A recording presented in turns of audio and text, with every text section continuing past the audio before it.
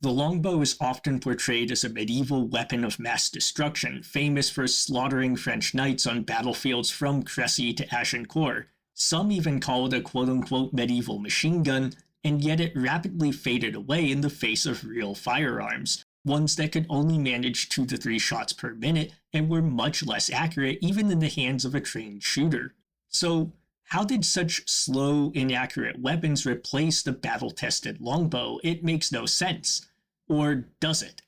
Join us on the Warfighter Archives as we discuss why longbows were replaced by early firearms that were in many ways inferior. Crucially, we'll examine why the best weapon available isn't always the best weapon for the army. As always, if you find this video educational, please hit the like and subscribe button as a sacrifice to the almighty algorithm. Praise be its name. And with that said, let's go ahead and get started. As a high-level overview, the decline of the longbow can be broken down into 3 basic factors: training, economic and societal changes, and tactical changes. Don't worry, there will be videos later covering each of these topics in greater depth, so keep an eye out for those. But first, a longbowman took years to train.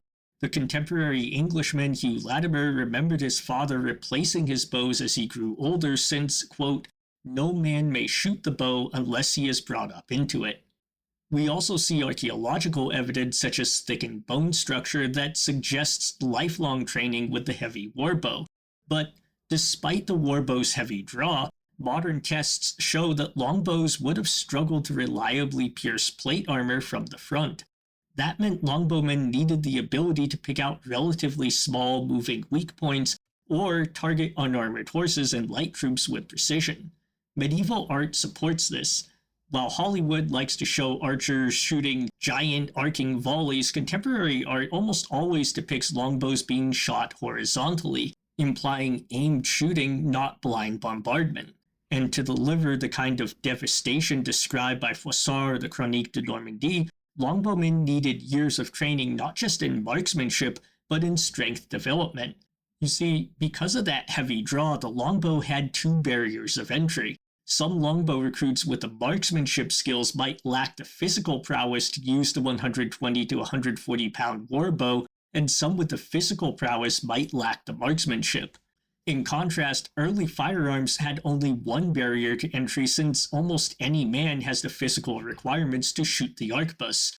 They also required far less training overall. Basic proficiencies such as loading, firing, and maintaining formation could be taught dramatically faster than mastering the warbow. In addition, early guns were more effective against plate armor, especially from the front. Accuracy issues were also partially offset by volley fire, a topic that deserves its own video.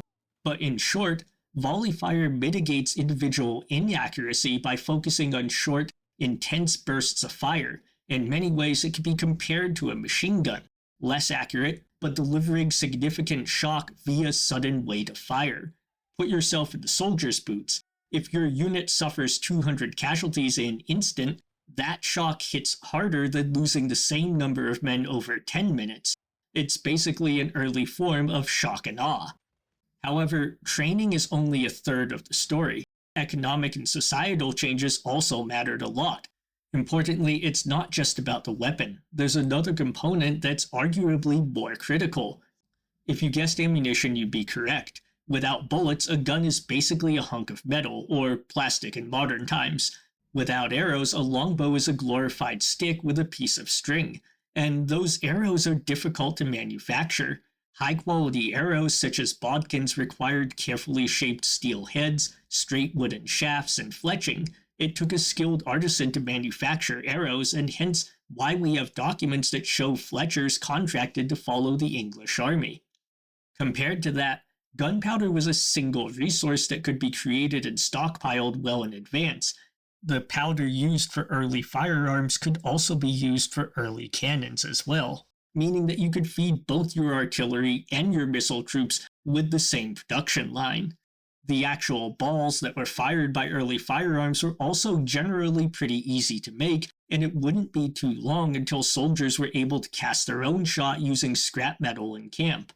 But going back to the weapons themselves, the longbow needed to be fit, at least on some level, to the archer. A 5'4" longbowman would need a shorter bow than a 6-foot tall archer. Firearms, on the other hand, are one size fits all. They could be centrally produced, stored, and issued with no care given for the height or physique of the shooter.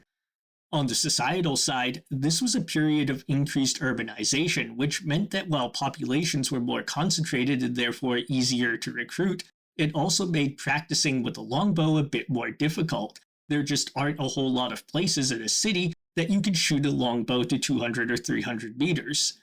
Increased urbanization also brought more centralization, which allowed kings to amass more wealth, which meant fielding larger armies for longer periods.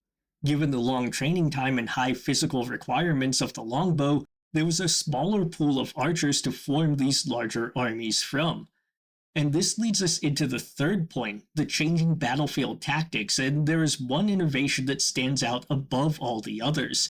Let me know what you think it is in the comments section below, and also tell me why.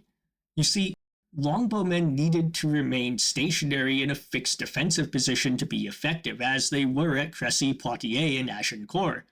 Field artillery was the innovation that changed all of that, especially when combined with heavy cavalry in a sort of early version of combined arms theory. As we see at Poitiers, artillery, even just 2 guns, made hunkering down behind stakes impossible, and as soon as the longbowmen left their sharpened stakes, they became vulnerable to cavalry. So the stakes now had to move with them, hence the advent of pike and shot warfare. Moreover, the advent of larger armies with field artillery and more missile troops meant that battles were now more costly, both to the victor and the vanquished. Not a good sign for a weapon that required years to become proficient with. So while a trained longbowman might outperform an arquebusier individually, warfare isn't about individual performance. Just because the longbow was the better weapon doesn't mean that it was better for an early modern army. Armies need weapons that can be produced and replaced at scale, and the longbow simply could not do that. But those are the core reasons the longbow faded in the face of firearms. We're going to start our series discussing the longbow's decline in reverse order, so we'll start by discussing the changing tactics on the battlefield. But for now, let me know in the comments what other factors you think contributed to the disappearance of the longbowmen, and as always, take care until the next time.